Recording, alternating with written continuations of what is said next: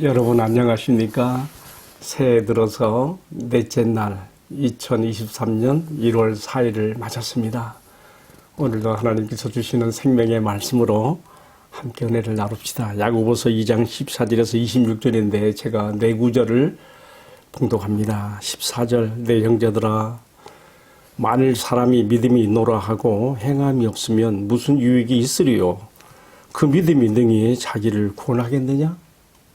17절 이와 같이 행함이 없는 믿음은 그 자체가 죽은 것이라. 25절입니다. 또 이와 같이 기생 라합이 사자들을 접대하여 다른 길로 나가게 할 때에 행함으로 높다심을 받은 것이 아니냐. 영혼 없는 몸이 죽은 것 같이 행함이 없는 믿음은 죽은 것이니라. 아멘. 봉독한 말씀을 중심으로 믿음과 행함의 상호관계라고 하는 제목으로 말씀을 나누겠습니다. 바로 앞서 말씀에서는 야고보 사도가 사람을 차별 없이 대하지 않기 위해서 정말 우리 주님의 아름다운 신앙 공동체를 이루기 위해서 우리가 차별 없는 그러한 신앙 공동체를 이루어야 되는데 그렇게 되기 위해서는 국률의 가슴이 있어야 된다. 그 국률의 가슴을 가지고 교회 형제 자매들을, 교회 공동체 가족들을 바라보는 눈이 있어야 된다. 그러면서 국률은 심판을 이기고 자랑한다 하는 말씀으로 끝났었지요. 이제 오늘의 말씀은 바로 이 국률의 가슴이 필요하다는 것을 이어받아서 이것이 실천하는 행동으로 나타나야 된다는 것을 강조하고 있습니다. 그렇습니다. 이 국률의 가슴이 내 안에 머물러만 있어서는 안 되는 것이죠. 이것이 사랑의 실천과 행동으로 결과를 보여야 되는 것이죠. 이런 말이 있어요. 종은 울릴 때까지 종이 아니다. 사랑은 고백되어지고 행동으로 나타날 때까지는 사랑이 아니다. 그렇습니다. 행동하는 사랑, 행동하는 믿음, 이것을 주님께서 오늘 말씀에서 우리에게 가르치고 있습니다. 심리학에서 보통 이 국률에 대해서 해석하는 것이 보면 상대방과 나를 동일시하는 그런 공감대에서 이 국률이 나올 수 있다고 합니다. 근데 거기까지예요. 그러나 우리 기독교의 국률은 여기서 한 걸음 더 깊이 들어갑니다. 우리 예수님께서 천국 백성의 헌장으로 가르쳐 주신 산상수훈에 잘 나와 있죠. 내 이웃을 내 몸같이 사랑하라 하시는 그 말씀 가운데 심지어는 원수까지라도 사랑이 나오고요. 좀 더 우리 행동하는 그 믿음의 구체적인 그런 표시로서 누가 너에게 겉옷을 달라 하면 속옷까지 내어주며 누가 너에게 오리를 가자고 한다면 심리까지 동행해 줄 수 있는 그런 아주 파격적인 실천하는 믿음의 행동으로까지 나가야 바로 이것이 하나님의 백성, 천국의 백성이며 너희가 나를 따르는 제자의 그런 그 색깔을 가진 그런 성도가 되지 않겠느냐 이렇게 말씀하시는 것이죠.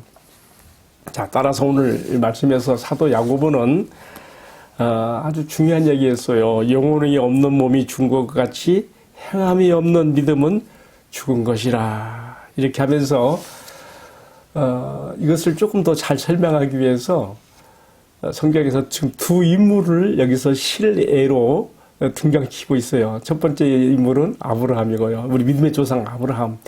아브라함이 하나님을 믿음에 이를 그의 의로 여기시고라고 했는데 그것이 어떻게 이어져서 그가 하나님의 벗이라 친구라 한 데까지 영광을 얻는가 그것이 믿음이 행동하는 실체로 나타난 것이 그렇게 되었다는 것을 강조하고요. 또 두 번째 등장하는 인물은 누굽니까?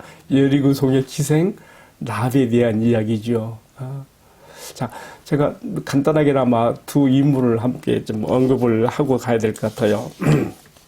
하나님께서 아브라함에게 백세 주신 독자 이삭을 번제로 드리라 이렇게 말씀하셨습니다.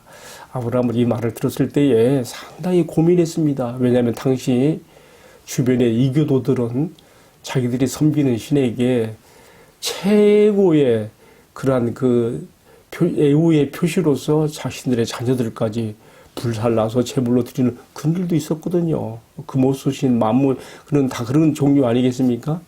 아브라함이 고민하는 거예요. 야, 내가 믿는 하나님, 내가 가나안 땅에 내가 75세에 들어와서 지금 25년이 또 지나는 동안에 내가 지금까지 나에게 자신을 계시하시고 나타내시며 나에게 자신을 알려주신 하나님은 이런 하나님이 아닌데, 이교도들의 신들처럼 그렇게 잔인한 하나님이 아닌데 어찌 이게 참혹한 인신제사 아들의 제물을 요구하시는 것일까?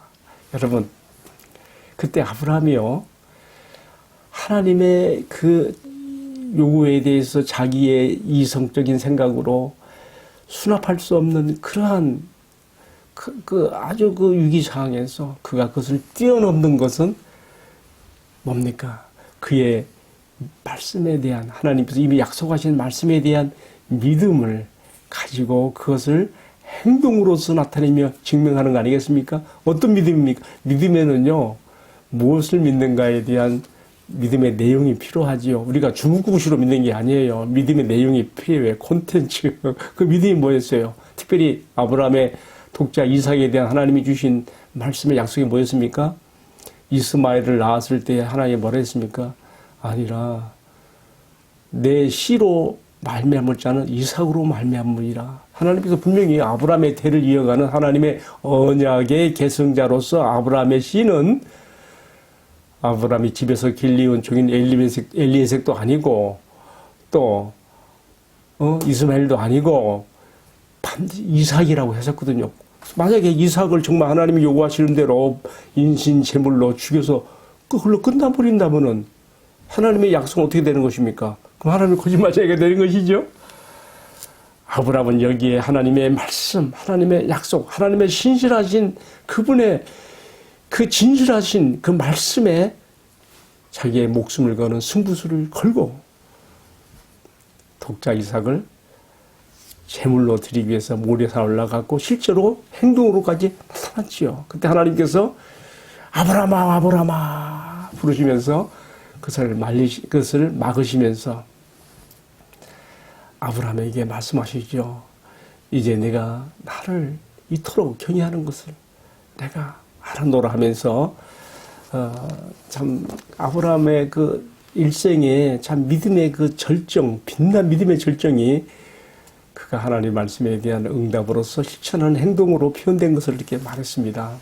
여러분, 사실 우리가 이 말씀의 깊이를 놓고 생각할 때에 우리는 겉으로 드러나는 것만 가지고 판단해서는 안 되지요. 하나님께서 이렇게 잔인한 하나님처럼 이렇게 아브라함의 그 믿음을 테스트하는 그런 걸로서만 우리가 끝나면 안 돼요. 더 중요한 게 있죠. 하나님의 자기 계시가 이 속에 담겨 있죠. 장차 하나님께서 아브라함의 약속하신 대로 그로 하여금 모든 민족의 구원을 위해서 축복을 위해서 그를 택하시는데 장차 하나님께서 인간을 구속하시는 방법으로서 아브라함이 독자 이삭을 번제 제물로 드렸던 것처럼, 그러나 실제로 하지는 않았지요. 하나님 그 마음 받으셨어요. 그러나 하나님께서는 실제로 자기의 독자 하나밖에 없는 외아들 예수님의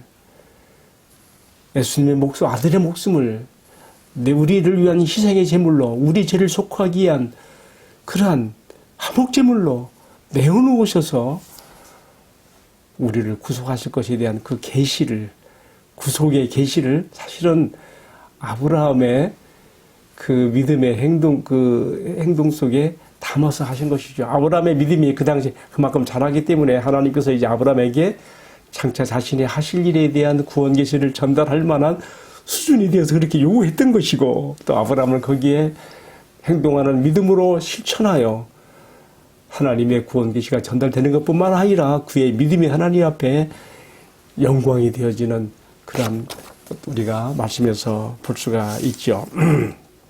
자, 여러분, 여기서 좀 중요한 얘기했어요. 사도 야고보가 뭐라 했는가면요, 이렇게 얘기했어요. 22절에 내가 보거니와 믿음이 그의 행함과 함께 일하고 또 행함으로 믿음이 온전하게 되었느니라. 야, 이게 참 중요한 얘기예요. 믿음과 행함, 행함과 믿음이 상호 교류적으로 작용되어져서 그 믿음이 온전하게 되어졌고 증명됐다는 것을 이렇게 말하고 있는 것이죠. 자, 또 한 사람의 예를 들었습니다. 여리고성의 기생 라합.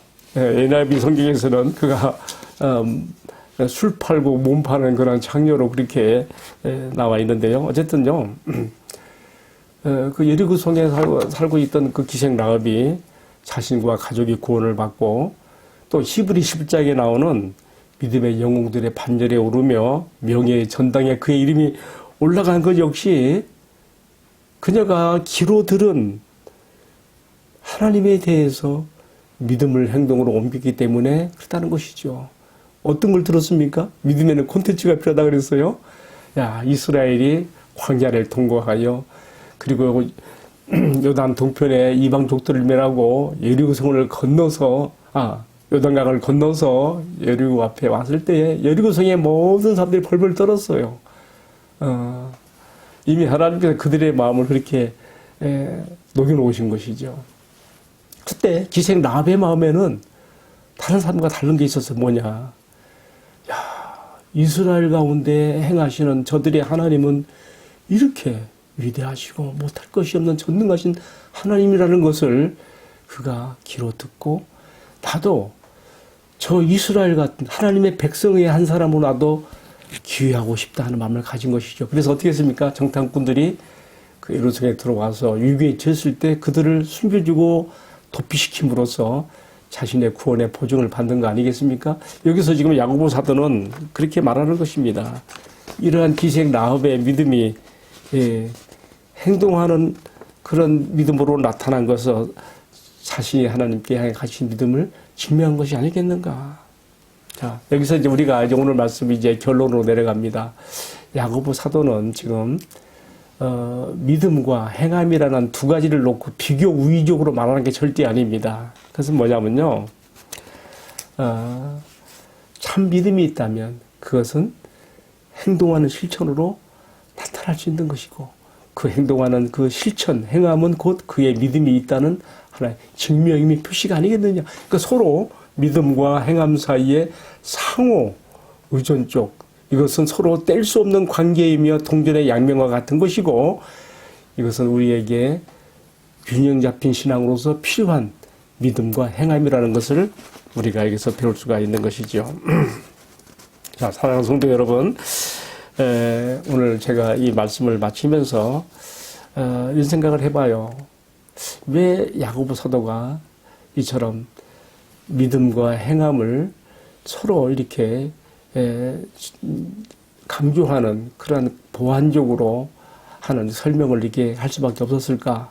그 당시 상황을 한번 생각해 보게 돼요. 여러분 사도행전 15장을 보게 되면요, 우리가 어제 제가 드린 말씀도 있었습니다만은 야고보 사도는 당시 예루살렘 교회의 기둥 같은 장로였어요. 근데 그때 예루살렘 교회에서 제1차 세계 교회 협의회가 열려요. 오늘로 말하면 WCC죠.